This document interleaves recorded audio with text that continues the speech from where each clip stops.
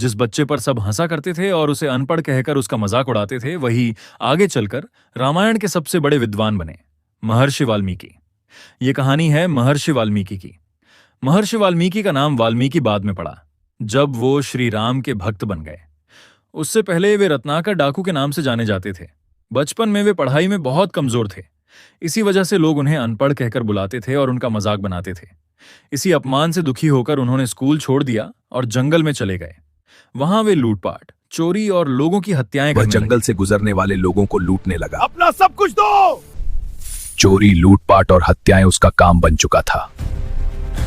एक दिन नारद मुनि उस जंगल से होकर जा रहे थे। तभी रत्नाकर डाकू ने उन्हें पकड़ लिया और कहा, तुम्हारे पास जितना भी धन है सब मुझे दे दो, नहीं तो मैं तुम्हें मार डालूंगा।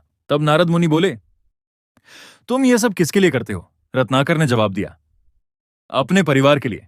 तब नारद मुनि बोले, अच्छा, तुम ये पाप अपने परिवार के लिए करते हो, तो क्या तुम्हारा परिवार तुम्हारे इन पापों का भागीदार बनेगा?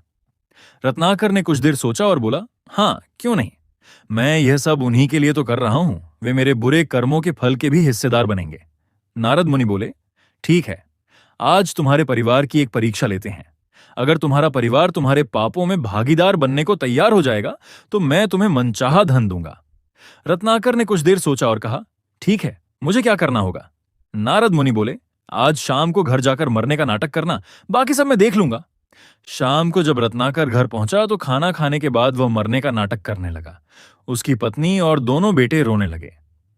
तभी नारद मुनि साधु का भेष बनाकर वहां पहुंचे। उन्होंने रत्नाकर की पत्नी से पूछा, क्या तुम अपने पति से सच्चा प्रेम करती हो? हाँ, मैं इनके लिए कुछ भी कर सकती हूँ।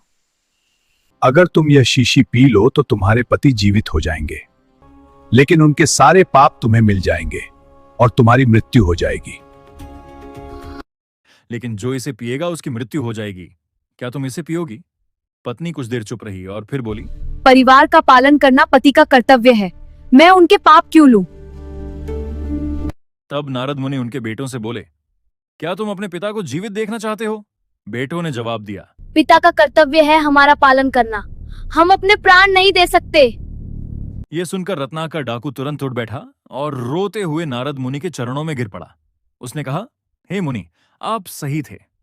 जिस परिवार के लिए मैंने लूटपाट और हत्याएं की, आज उसी परिवार ने मेरे पापों का भागीदार बनने से मना कर दिया। अब आप ही मुझे कोई रास्ता दिखाइए। तब नारद मुनि बोले, रत्नाकर, राम नाम का जाप करो, यही तुम्हारा उद्धार करेगा। जब रत्नाकर राम बोलने की कोशिश करता है तो उसके मुंह से मरा मरा शब्द निकलता है। तब नारद मुनि कहते हैं, कोई बात नहीं,